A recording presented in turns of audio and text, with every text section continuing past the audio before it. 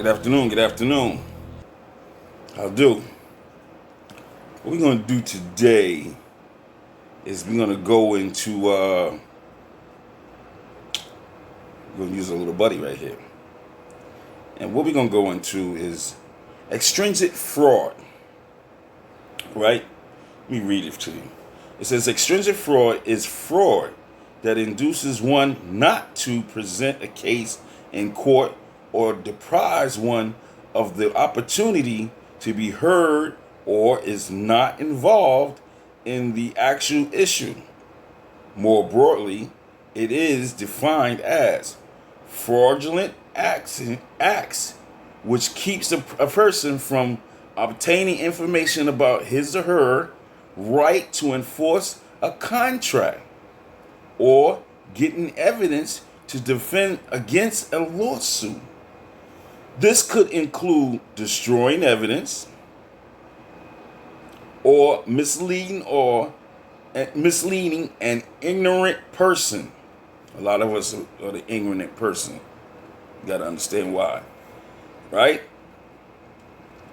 About the rights to about ignorant person about the rights to sue.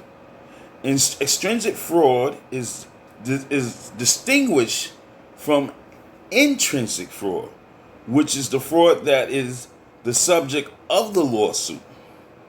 Okay, meaning is the main body in that, but the intrinsic fraud, it goes down to the actual thing that they hid in that. Okay, so let me go to the next one. It says right here, the extrinsic fraud often involves fraud on the court, fraud upon the court, but may arise in other contexts. Extrinsic fraud does not mean merely lying or perjury, nor misrepresentation, nor intrinsic fraud, nor to the matter that could have been raised during the divorce proceeding. Whoa. It must involve collateral circumstances, such as a bribery of a judge or juror. 2. Fabrication of evidence by an attorney. 3. Preventing another party's witness from appearing. 4. Intentionally failing to join a necessary party. 5. Misleading another party into thinking a continuance has been granted. So that 5 is the one right there. That's the one right there. So we're going to go into basically the union representation. When I say that, the grievance coordinator. All right. In filing, let's go to the actual first court appearance. All right, to where the judge made the decision, and he says, I'm rendering the decision. You're guilty. Yada yada yada. Right, on fraudulent information. Now, the fraudulent information that's in this case is the actual act of intrinsic fraud. This is the heart of the case. Okay? This is the dirty work in the case. This is your intrinsic fraud. This is just a case. So, in the matter of going back for an appeal, you must separate this information right here, which is the intrinsic fraud, the actual act. You must separate that from the case and make that its own case and going to court and said this was used against me and how it deprived you of your right. So what was deprived? In this case, certain things that was done, based on the fact that these things were done, it would implement, say, the Whistleblowers Protection Act. Now, under the Whistleblowers Protection Act, you got what you call Civil Service Law, Section 75B. Under that, your employer can't take no adverse actions against you once you file that whistleblower, they can't take no adverse actions against you. Now, an investigation must be conducted. All right. I'm not saying if you're doing ongoing stuff that they can't write it down, they can't document. They can document all of that. But in this case, if there was any wrongdoing and you filed a complaint, once you filed the complaint with the Office of Corporate Compliance, or you filed a complaint with the EEO, any manager, they have to forward it to the Office of Corporate Compliance. So, like, if you go to your captains, you go to your superiors, and your superior says, okay, go to EEO, and you do so, you go to EEO. Then you go to EEO, and EEO, they take the complaint. Okay, I got the file, I got the complaint. He was here on this date and time. They now have to take this complaint and forward it to the corporate compliance officer. That's under their corporate compliance guidelines. Failure to do so will bring grounds of deceptive practices against them. Now, we go to the fact of back to the extrinsic fraud. The extrinsic fraud is the fact that after the judge rendered his decision in the first case, and now your grievance coordinator, which is your lawyer, which is your litigations attorney for your union, he or she has to take and file for your appeal. You can file for an appeal through Civil Service Commission, which you have 20 days. 20 days. Look it up. Not 30 days, 20 days. Okay? Even if it is 30 days, put in your head 20 days. All right? Now, if you don't want to go that process, you have the Article 78. Under your Article 78, you have 4 months. 4 months to file that. Okay? And your grievance coordinator, litigations attorney, they know this. And see, the key thing is you're not an attorney because there's so much documents to be filing that. You don't know what court to go and file that. So that's their area. That's their responsibility under your signed contract agreement with the union and your employer. So that's their obligation. That will fall under their fiduciary. Yes, their fiduciary duty, their fiduciary capacity, their fiduciary responsibility, their fiduciary relationship between you and them. Okay? That falls under them. They have to do this. Now, if they don't do this, then it falls under misconduct. Okay? Now, if you have any other supporting information that they can use in that case when going back for your appeal, it's best to bring it in and give it to them. But if you have all of the stuff that's already there from the first case, and you're just looking at it differently because in the first case, he didn't argue it, or she didn't argue it, but you now got a copy of that case and you're reading it and you break out your little friend and you highlight it, doing your own investigation within that 4-month period, and you find all the fraudulent stuff that was in there, and you say to them, why didn't you argue this? Oh, I made a mistake. Yeah, sure. You made a mistake. I made a mistake. Okay. It's an honest mistake. Okay. Fine. So, with this honest mistake, let's turn it around. This would go in that appeal. Okay?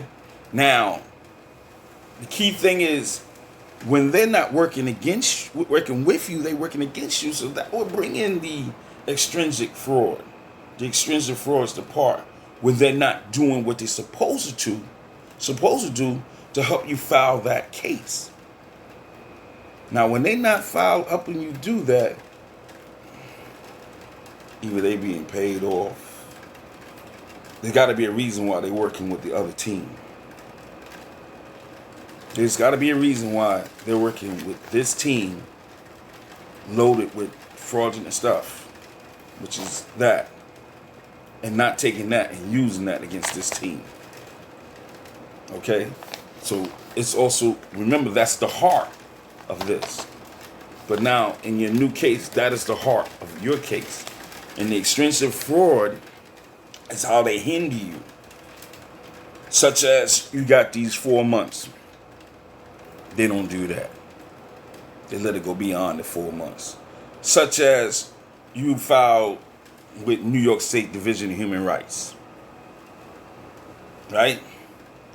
And you filed a complaint. Basically, with them, they're supposed to get back to you. It used to be 45 days, but it's now 60 days. Okay, fine. 60 days is supposed to get back to you. Okay? They don't take 791 days. To take 791 days, that basically told you that you took it and put it to the side. You got to also look at all of this while they take and they delayed it.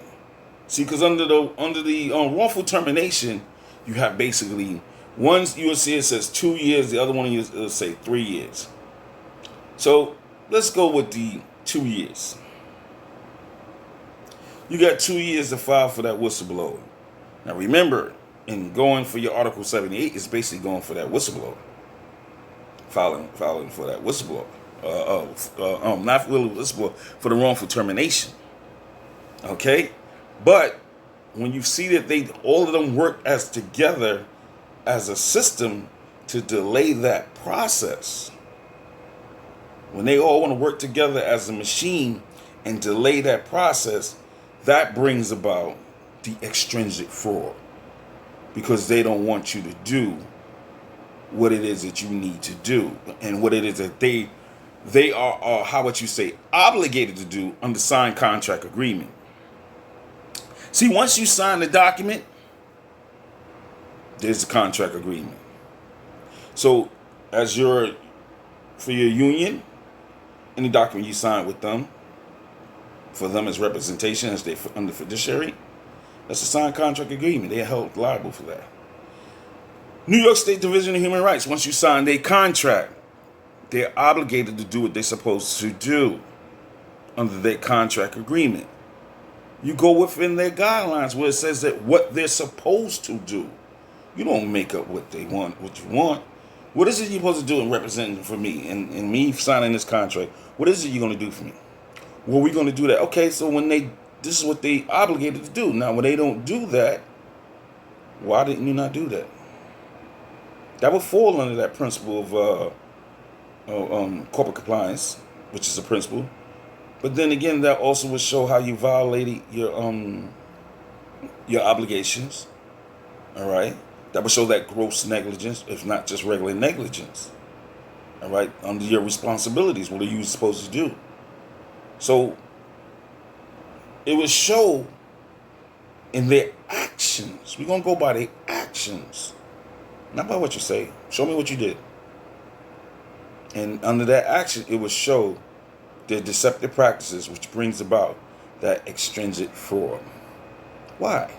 Because they were supposed to take that and make it move forward. They're supposed to take it. We got the fraudulent information, and we're gonna move forward with this. But they know when they move forward with this, what's in here is loaded with deceit and deception. So it's not gonna just burn them. It's gonna burn those that's in bed with them. Okay? So you gotta they think like, oh, I'm a lawyer and all this. It's a book. Anybody can read a book. Anybody. That's the way I see it. I'll tell you what, you put me in this position, I sit here and read this every day. Every day. How am I doing this and getting you? And I'm reading it every day. Oh, I was a law enforcement officer. Yeah. So I had guidelines, right? Yeah. So you, as an attorney, you have guidelines, right? Yeah. And everybody else that was involved in their employment, they have guidelines, right? What they can and what they cannot do. If you step out of your guidelines, wouldn't that constitute ultra-virus? In any profession. Makes me wonder why my employer separated the deputy director of hospital police, the assistant director of hospital police. They were directors, right? Yeah. Why is the position changed to chief? Ooh, what happened to that? You got to also look at the fact of all of those who were involved in the organization. We're gonna step on the toes of that appointing officer, who is the respondent superior, who's the senior vice president. And how does she give these people golden parachutes to transfer to other facilities after they did their deceit? We're going to let you transfer here. We're going to let you transfer there. Yeah, no problem. It's no problem. Act like a wolf and find you. Pull out your nonsense. Hand you your nonsense. All of y'all gotta go. Based on the fact of Mayor Order, Executive Order 16, and violations of corporate compliance policy. You're all subject to federal, state, and local laws. And yes, you gotta go. So on that note, like I always say, the facts cannot be altered nor denied. Y'all have a wonderful day, and I'm out.